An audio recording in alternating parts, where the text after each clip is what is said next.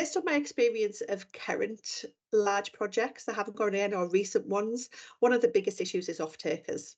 Right, you might not necessarily have the off-takers in the location where you're producing the hydrogen, or it's a bit of a chicken egg situation.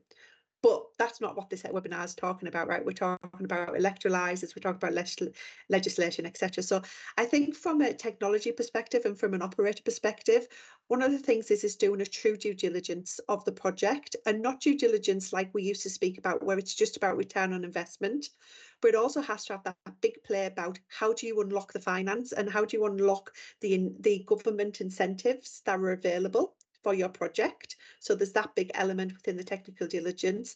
And then there's also the part about, we don't just have to look about this as money, but also what is the ESG impacts, right? So what difference is this going to make from a carbon trading perspective and from reducing your carbon emissions, which has to be brought in.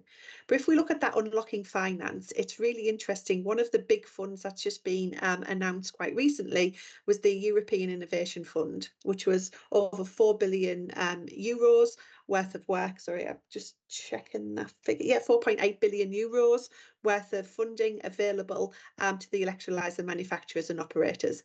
And one of the things that they looked at, which was really interesting, was you needed to be able to prove your social responsibility within the supply chain. So we know that some electrolysers sometimes get a bad rap because they have got precious metals in them, and how are you assuring that from a social perspective you're doing the right thing?